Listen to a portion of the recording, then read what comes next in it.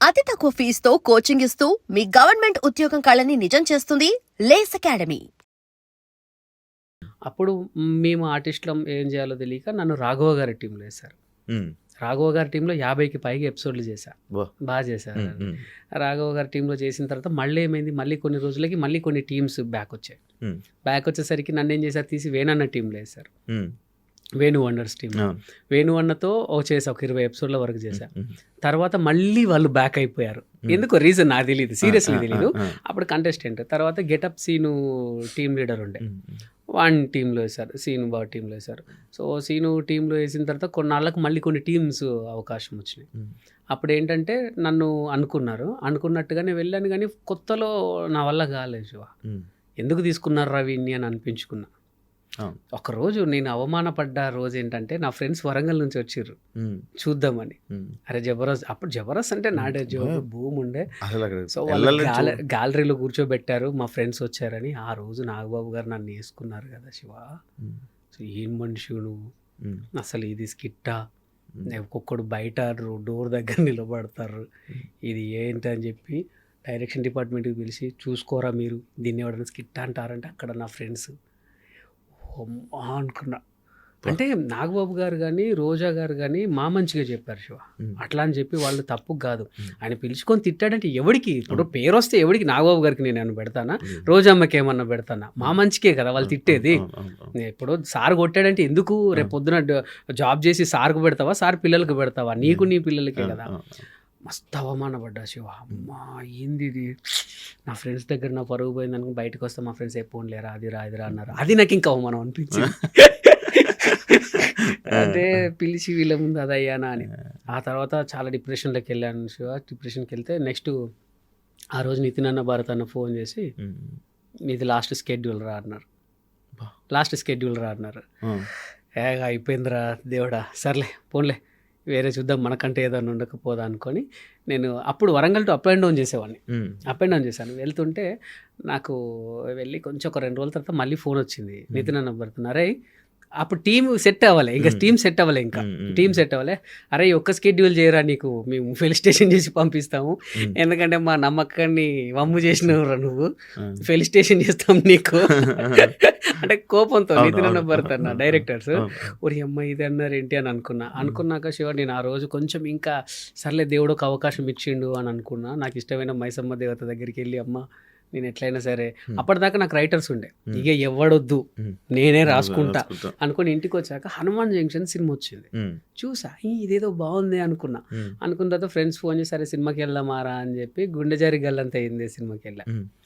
అందులో చూసా, ఇది ఏంటి, ఇది మిస్గైడ్ కామెడీ అనుకున్నా, అంటే అది కన్ఫ్యూజన్ కామెడీ నాకు తెలియదు. ఇదేదో బాగుందే లైన్ అని ఒక 2 లైన్స్ అనుకున్నాను. 2 లైన్స్ అనుకొని నేను నితిన్ అన్న భరత్ అన్నకు చెప్పిన, పర్ఫార్మెన్స్ చేసి చూపించిన. వాళ్ళు నవ్వుకున్నారు బాగా, నవ్వుకొని ఇదే చేయరా అక్కడ అని అన్నారు. అన్న తర్వాత ఫస్ట్ ఎపిసోడ్ ఎక్కాను శివ. ఫస్ట్ ఎపిసోడ్ నాది 6వ వేశారు, అంటే మాకు వరుసగా 6వ వేశారు. నాగబాబు గారు ఈయన మళ్ళీ పెట్టారా అన్నాడు, ఈయన మళ్ళీ ఉంచారా అంటే, బాబు గారు టీం సెట్ అవ్వలేదు అని అంటే, చేస్తాడా చేయని అని ఇలా పడుకుని ఒక 1 minute అయింది శివ. ఇట్లా కూర్చున్నారు, నాకు అర్థం కాలే, అంటే ఫస్ట్ ట్విస్ట్ ఇచ్చా, ఇట్లా కూర్చొని కొట్టుకుంటున్నా వర్ష. అది నాకు తెలియని ఎనర్జీ ఇచ్చిన తర్వాత గుడ్రా వెంకి కిపిడప్ అన్నారు. అమ్మాయి అనుకున్నా, ఆ మేడం అన్నది ఇట్లా కష్టపడితే మిమ్మల్ని నేను ఏమన్నాను కదా అని అన్నది. ఇక బయటకు వచ్చిన తర్వాత సెకండ్ ఎపిసోడ్ ఏంటంటే ఒకటే గిఫ్ట్ ఎపిసోడ్, నా లైఫ్ను నా రాతను మార్చిన ఎపిసోడ్ అది. ఆ గిఫ్ట్ ఎపిసోడ్ అదేంటంటే, నేను ఆ రోజు మా ఇంట్లో చిన్న సంఘటన జరిగితే, అరే ఇదేదో బాగుంది ఏంటంటే, మా అమ్మ నాకు టీ తీసుకొచ్చి ఇచ్చింది. నేను టీ తాగానని మా మిసెస్కి ఇచ్చాను. మా మిసెస్ ఏం చేసింది, నాకు ఇది ఏమొద్దు అని చెప్పి మా వదినకి ఇచ్చింది. మా వదిన తీసుకెళ్ళి మా అన్నకి ఇచ్చింది. మా అన్న ఎప్పుడే బయటికి వెళ్ళి వచ్చినా మా నాన్నకి ఇచ్చిండు. మా నాన్న ఎవరికి తెలియనట్టు, అరే ఇక చిన్నోడా తాగరాని తీసుకొచ్చి ఇచ్చిండు. మళ్ళీ నాకే వచ్చింది. అమ్మ నేనే వద్దన్నానే, మళ్ళీ నువ్వు నాకే తీసుకొచ్చి ఇచ్చినావు అంటే, అగో అవునా నువ్వు వద్దన్నావు అంటే, అప్పుడు నవ్వుకున్నాం. ఇది ఏదో బాగుంది అని జీవన్ మెయిన్ లీడ్ పెట్టి చేశాను శివ. అది ఆరో స్కిట్. ఫస్ట్ స్కిట్ బాగా చేశానని అందరికీ తెలిసింది. తెలిసిన తర్వాత ఆరో స్కిట్ ఏంటంటే నెక్స్ట్ మేము విన్నింగ్కి పైకి ఎక్కేసేయాలి. అందరూ టీం లీడర్లు ఉన్నారు, పెద్ద పెద్దోళ్ళు వచ్చారు, ఒక సినిమా ప్రమోషన్ వచ్చింది. అది శివ నా లైఫ్ని మార్చిన కేకలు, అస్సలు విజిల్స్. నాగబాబు గారు రా అని చెప్పి హక్ చేసుకున్నారు. ఇంకా చాలు. ఇంకా అప్పుడు నుంచి కన్ఫ్యూజన్ డ్రామా వర్కౌట్ అయింది.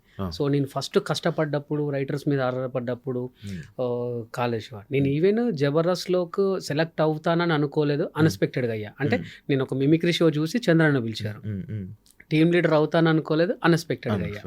సరే నీ అమ్మ నా వల్ల అవుతుందా కాదా, ఇక లాస్ట్ డే ఇక బాయ్ బాయ్ చెప్పే టైంకి అన్ఎక్స్పెక్టెడ్ విన్.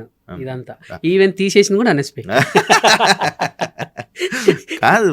నార్మల్గా అంటే నేమ్ వచ్చింది, మంచి నేమ్ ఉంది, మంచి ఫన్ చేస్తావని ఉంది. కానీ ఈ కన్ఫ్యూజన్ అనేది కానీ పిల్లలతో కామెడీ చేస్తున్నప్పుడు కూడా నేను కొంచెం అప్పుడప్పుడు కొన్నిసార్లు దించి వీళ్ళ కామెడీ బాగుంది, నీ కామెడీ ఎక్కడ ఉంది అప్పట్లో ఇలాంటి మాట. మరి నీకు అనిపించలేదా ఏదైతే ఏముంది?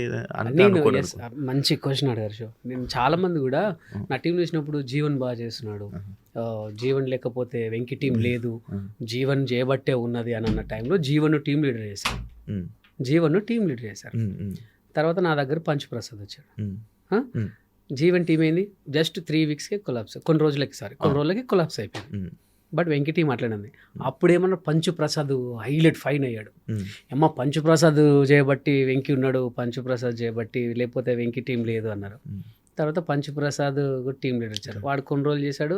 తర్వాత ఆరోగ్య కారణాలు ఆ టీం పాపం అది అయిపోయింది ఆరోగ్య కారణాలలో. బట్ వెంకీ ఉన్నాడు. తర్వాత ఇమ్మాన్యుల్ వచ్చాడు. ఇమ్మాన్యుల్ చేయబట్టి వెంకీ టీం ఉంది, ఇమ్మాన్యుల్ చేయబట్టి వెంకీ టీం ఉంది అంటే ఇమ్మాన్యుల్ టీం లీడర్ అయ్యాడు. తర్వాత నా దాంట్లోకి తాగబోతు రమేష్ అని వచ్చాడు. రమేష్ చేయబట్టి వెంకీ టీం ఉంది, రమేష్ చేయబట్టి అంటే ఇక్కడ అదంతా కాదు, రాసేది నేను, చేపిచ్చేది నేను, నీ నుంచి నాకు ఇది కావాలి, ఇప్పుడు నేనే రాసుకోవాలి, నేనే చెయ్యాలి అంటే అది కరెక్ట్ కాదు. సో నాకు టీం లీడర్ ఉంది శివ. సో నా పక్కన నా కో ఆర్టిస్ట్ను నేను లేపుకున్నా. అదే అనుకోలేదు చాలామంది. ఈవెన్ ఇప్పటికి వెళ్ళినా ఇప్పుడు ఏమో తాగబోతు రమేష్ అన్న క్యారెక్టర్ నేను చేస్తా, వాడి ఇప్పుడు ఇమ్ముకు రాసిన క్యారెక్టర్ నేను చేస్తా, ప్రసాద్కి రాసిన క్యారెక్టర్ నేను చేస్తాను, వాళ్ళకి సూట్ అవుతుంది. నేను అనేది ఏంటంటే నా టీం నిలబడాలి, నా టీం మెంబర్స్ నిలబడాలి. మీకు తెలుసో తెలీదో ఒకసారి తాగుబోతు రమేష్ మీద రాసేవాడిని, ఒకసారి హరి మీద రాసేవాడిని, ఒకసారి సాయి మీద రాసేవాడిని, ఒకసారి బాబీ మీద రాసేవాడిని. అందరికీ సమానంగా తీసుకుంటే వెళ్ళా. నేను ఎప్పుడు కూడా స్వార్థంగా ఆలోచించాలి. చాలా మంది అనుకున్నారు వీళ్ళు ఆయనకు ప్లస్ పాయింట్ అనుకున్నారు. కానీ ఒకటి శివ, ఇప్పుడు నువ్వు టీం లీడర్ అయినప్పుడు నువ్వు ఈ క్యారెక్టర్ చేస్తా అంటే లేదు అది నాకు కరెక్ట్ ఉంటుంది అనగలవా? అది నేను రాసా, వాళ్ళకు నేను రాసా. కానీ తెలియాలి కదా, తెలిసినా తెలియకపోయినా నో ప్రాబ్లం. నా టీం అనేది షైన్ అయిందని అనుకున్నాను ఉండాలి. ఇప్పుడు ఇవన్నీ జరుగుతున్నాయి నా దగ్గరికి వచ్చినా సరే నేను సెకండ్ లీడ్కి ఎక్కువ ఎందుకు రాసా అంటే నేను రాసుకోవాలి, నేను రిహార్సల్ చేయించుకోవాలి. రిహార్సల్ చేయించుకోవాలంటే నేను మెయిన్ లీడ్ గుండి వీళ్ళందరినీ రిహార్సల్ చేయించడం కరెక్ట్, అది నాకు అనిపించలే. సో నా మేరకు నేను చేశాను శివ. అట్లా అని టాపిక్స్ మాట్లాడుతుంటే నాకు మంచి గుర్తొచ్చింది. చమక్ చంద్రన్ ఏమైపోయాడనా? అమ్మో చెప్పచ్చో లేదో తెలీదు. అతి త్వరలో చంద్రన్న ఒక 3 సినిమాల్లో హీరోగా మన ముందుకు రాబోతున్నాడు. బా అవునా? అది చాలా గ్యాప్ వచ్చింది. గ్యాప్ అని అంటే తీసుకున్నాడు అన్న. ఏంటంటే ఇప్పుడు నేనున్నాను డార్లింగ్, నా మీద జబర్దస్త్ అన్న ఒక ముద్ర ఉంది. నన్ను కొత్తగా ఒక విలన్గా చూడాలంటే నేను కొన్ని రోజులు గ్యాప్ ఇవ్వాల్సిందే. ఈవెన్ శివ ఉన్నాడు. ఇప్పుడు చిన్న ఎగ్జాంపుల్ చెప్తాడాలి. కొంతమంది మన దాంట్లో పేరు పొందిన యాంకర్స్ ఉన్నారు. వాళ్ళు సడన్గా హీరోగా వచ్చేసరికి ఎవరు యాక్సెప్ట్ చేయలేకపోయారు. కొంతమంది కమెడియన్స్ ఉన్నారు, సడన్గా హీరో అయ్యేసరికి కొంతమంది యాక్సెప్ట్ చేయలేకపోయాం. కొన్ని రోజులు బ్యాక్ అయిపోవాలి. బ్యాక్ అయిపోయి ఈడు ఏమయ్యాడు అనేసరికి వస్తే ఒరి అమ్మ కొత్తగా భలే వచ్చిండే అనుకుంటారు. సో ప్రతి ఒక్కరు చేసేది అదే శివ. ఇప్పుడు డైరెక్టర్స్ కానీ హీరోస్ కానీ ఫ్లాప్ అయితే మినిమం 2-3 ఇయర్స్ ఎందుకు గ్యాప్ తీసుకుంటారంటే ఇదంతా ఈ పాతదంతా మర్చిపోవాలి, జనరేషన్ అంతా మర్చిపోవాలి. ఒక్కసారి వస్తే అరే చాలా రోజుల తర్వాత వెంకీ సినిమా వస్తుంది కదా చూద్దాం, బాగుంటది, పాత సినిమాలు బాగుంటాయి. సో అందుకే ఈ గ్యాప్ అందుకే ఇస్తుంటాం. ఈ gap. For more videos, please subscribe to iDream. Please subscribe to iDream. Please subscribe iDream. And please subscribe to iDream. For more videos, subscribe to iDream. please like, share and subscribe to the channel. Congratulations, iDream. Subscribe to iDream. Subscribe to iDream. So subscribe to iDream Media. iDream ki iDream team andarki huge congratulations. Please subscribe iDream Media. Please subscribe to iDream. Subscribe iDream. Please subscribe to iDream. I dream అంటే నా కళల channel subscribe చేసుకున్న నోరు తిరుగుతలేదు, మీరైతే గంట గుర్తు కొట్టండి. For more such videos, please subscribe to iDream. Subscribe to iDream. Please subscribe to iDream. Please subscribe iDream Media. Please do subscribe to iDream. Please subscribe to iDream Media. For best entertainment and information, please subscribe iDream. And don't forget to subscribe